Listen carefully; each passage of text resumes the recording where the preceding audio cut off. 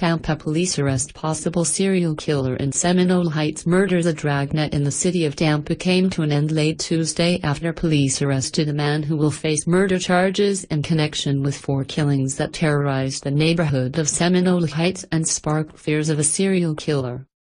Al Donaldson, 3, was arrested at a McDonald's restaurant in Water City, based on a tip given to Tampa police, Fox 13 Tampa reported. He will face murder charges in connection with all 4 killings, Stephen Hegarty, the Tampa Police Department's Public Safety Information Coordinator, told Fox News. Police believe Donaldson acted alone, Hegarty said. Tampa Police Chief Brian Duggan said earlier in the day he was optimistic that the Water City investigation could be connected to the Seminole Heights killings. I think when I found out there was a gun and when I found out his description it's a little more than what we had, he said at a news conference. I kind of felt we were going to get a break.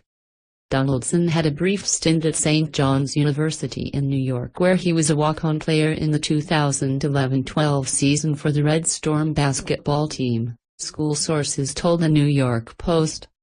He did not play in any games, according to the newspaper. The arrest Tuesday came after an officer was approached by one of Donaldson's co-workers at McDonald's about a gun in the workplace, Fox 13 reported. The station, citing the arrest affidavit, reported that Donaldson handed a co-worker a McDonald's bag with a .40 caliber Glock that was loaded. He allegedly told the co-worker that he wanted to leave the state.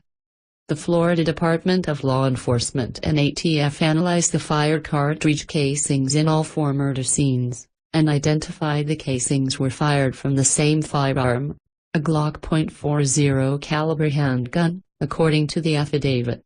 The affidavit pointed out that the killer used a Glock .40 in all 4 killings. Donaldson agreed to allow authorities search his car and they found a suspected blood stain on clothing, the affidavit said. Tonight will be the beginning of when justice will be served, Tampa Mayor Bob Buckhorn said Tuesday while praising law enforcement for their work in the case. You know, 51 days ago I said this was a struggle between good and evil. Well, no, goodness has won, he said. Residents in working-class Seminole Heights have been on edge since October 9, when 22-year-old Benjamin Mitchell was shot to death. 2 days later, 32-year-old Monica Hoffa was slain.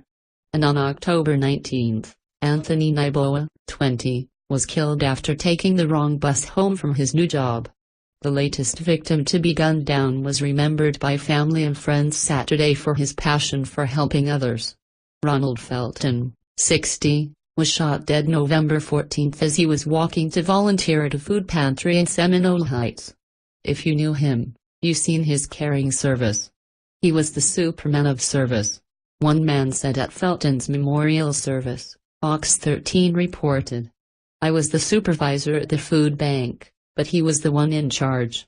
All of the October victims were either getting on or off a city bus, or were at a bus stop when they were shot dead, police said.